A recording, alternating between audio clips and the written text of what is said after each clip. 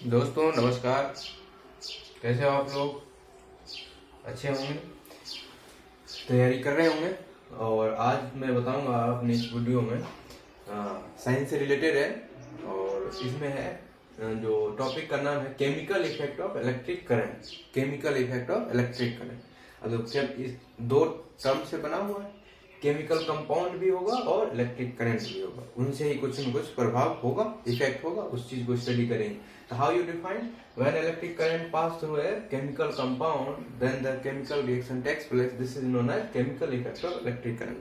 आप समझिए किस तरीके से डिफाइन करेंगे। जब किसी इलेक्ट्रोलाइट सॉल्यूशन में, इलेक्ट्रोलाइटिक सॉल्यूशन में इलेक्ट्रिक करंट पास करते हैं तो उसमें कुछ न कुछ केमिकल रिएक्शन होता है। केमिकल रिएक्शन क्या होगा तो क्या होगा, गैस बनेगा, कलर चेंज होगा, स्टेट चेंज होगा, ऐसा ही कुछ होगा। तो उसको क्या बोलते हैं, chemical effect of electric current. फिर उससे करंट को डिफाइन कर लेते हैं फिर, है ना। करंट का मतलब होता है कि charge, flow of charge, electrons का फ्लो होना, आयंस का फ्लो होना, करंट कहलाता है। Conductor are those material through which electric current passes. समझिए, वो मटेरियल, वो कंडक्टर, वो होता है मटेरियल जिससे होगा करंट पास होते हैं। और इंसुलेटर का मतलब जैसे करंट पास नहीं होगा। सेमीकंडक्टर का मतलब जैसे पास भी होगा और नहीं भी होगा, दोनों चीजें बिहेवियर दिखाएगा। इलेक्ट्रिकल कंडक्टिविटी का मतलब हो गया कि कितना measure, it is the measure of ability of a conductor, how much current is pass through that, कितना करंट पास कर रहा है ना, कितना ज्यादा वो कंडक्टिविटी है या नहीं है, वो बताएगा कंडक्टिविटी, इलेक्ट्रिकल कंडक्टिविटी। ठीक है। फिर आता है कि प्योर वाटर और डिस्टिल वाटर जो होता है ना, वो पुअर कंडक्टर होता है इलेक्ट्रिक करंट, मतलब उससे होकर के करंट पास नहीं होगा। क्यों नहीं हो रहा पास? क्योंकि उसमें आयंस नहीं है, इम्प्योरिटीज नहीं। इम्प्योरिटीज कुछ न कुछ अशुद्धियों के रूप में उसमें जो रहेगा वही रिस्पॉन्सिबल होता है करंट को एक जगह से दूसरी जगह ले जाने में। तो प्योर वाटर, डिस्टिल वाटर में ऐसा कुछ इम्प्योरिटीज होता नहीं, इसलिए नहीं जाता। और जो कंडक्टिंग लिक्विड होता है ना, उसमें इम्प्योरिटीज के रूप में क्या होगा, एसिड, बेस और सॉल्ट, कोई तीन में से ही होगा कोई सा। बात समझे।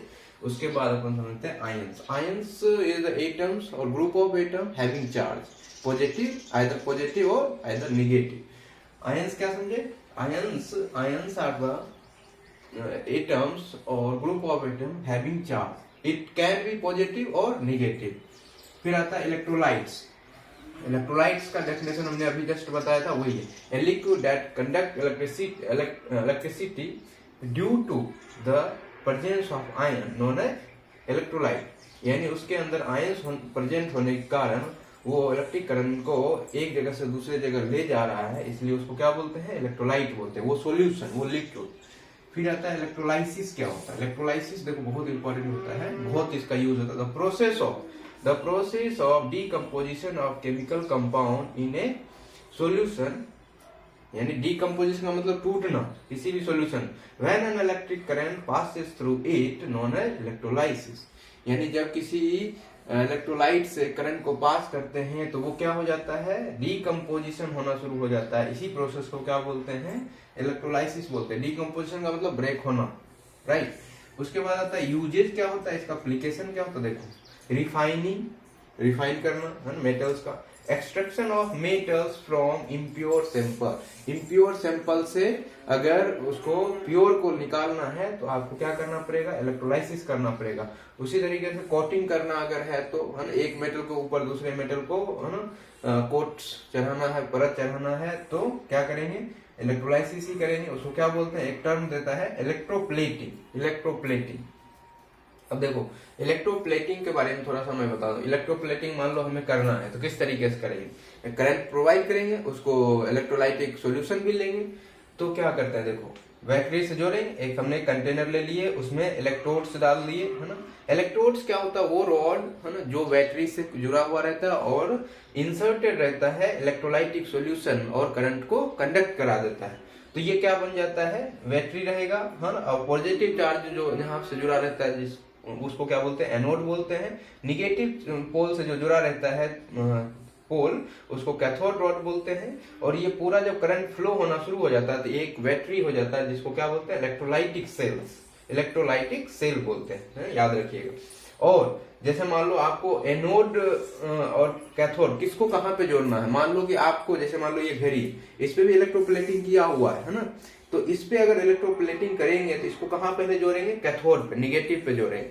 और जिसका भी परत चढ़ाना है उसको कहाँ जोड़ेंगे, एनोड पे जोड़ेंगे। जैसे ही करंट प्रोवाइड करना शुरू कर देंगे, कंडक्ट करना शुरू हो गए, तो क्या होगा, एनोड से कैथोड की तरफ परत जमना शुरू हो जाएगा। तो इस तरीके से इलेक्ट्रोप्लेटिंग होता है। बात क्लियर है आपको? ठीक है। और ये क्वेश्चन ऑब्जेक्टिव में भी आता है कि अगर मान लो इलेक्ट्रोप्लेटिंग करना है तो उस ऑब्जेक्ट को कहाँ पे जोड़ेंगे, तो निगेटिव पे जोड़ेंगे, और जिसका भी परत चढ़ाना है उसको एनोड पे जोड़ते हैं, पॉजिटिव टर्मिनल। उसके बाद आता है chemical effect of electric current का एप्लीकेशन। देखो कहाँ कहाँ होता है वो देखो। इसके कारण होता क्या है, इसके कारण क्या क्या होता है, formation of bubbles of A gas on electrodes. ये इलेक्ट्रोड्स पे बबल्स वगैरह बनना शुरू हो जाएगा जैसे ही केमिकल इफेक्ट शुरू होगा तो करंट देंगे तो। दूसरा, deposition of metals on electrodes, electrodes पे डिपोजिट होगा ना मेटल जो कैथोड पे जुड़ा हुआ है। और चेंज इन कलर, ये तीनों चीज होगा उसमें, तीनों चीज मैंने यहाँ लिख दिया। उसके बाद आता है एप्लीकेशन, इन्हीं चीज का केमिकल इफेक्ट का एप्लीकेशन क्या है वो देखो। पहला, प्रिवेंट रस्टिंग, जंग लगने से बचने के लिए है ना, इसका इलेक्ट्रोप्लेटिंग किया जाता है। क्रोमियम प्लेटिंग जो होता है, क्रोमियम एक जो प्लेटिंग किया जाता है, कहाँ पे किया जाता है, जैसे टैप्स होता है, नल होता है ना, नल कितना चमकता रहता है, उसी तरह कार का जो बम्पर रहता है वो कितना है ना चमक रहता है, नया है ना। क्यों किया जाता है, एक तो देखो अट्रैक्टिव होना चाहिए देखने में, दूसरा स्क्रैच नहीं होना चाहिए है ना, वियर टियर नहीं होना चाहिए, इसलिए वो किया जाता है। तीसरा, सिल्वर कोटिंग ज्वेलरी आइटम पे किया जाता है, चमका दिया जाता है, जो भी ज्वेलरी आइटम्स होता है ना उसको चमक होता है बिकॉज ऑफ सिल्वर। अंदर से तो कुछ और ही रहता है, ऊपर से सिल्वर का कोटिंग किया जाता है। नेक्स्ट है टीन हो गया, कैन, जो टीन कैन नहीं होता स्टोरिंग, फूड स्टोर करने के लिए, वो अंदर लोहा रहता है, ऊपर से क्या टीन लगा दिया जाता है। क्यों, टीन जो होता है लेस रिएक्टिव होता है देन आयरन, इसलिए टीन का कोटिंग कर दिया जाता है और वो खाना से रिएक्ट नहीं करता और खाना खराब नहीं होता और लंबे समय तक अच्छा रहता है और उसका हम यूज करते हैं। आज की वीडियो में इतना ही कुछ था, और अच्छा लगे तो लाइक सब्सक्राइब करिए। बहुत बहुत धन्यवाद।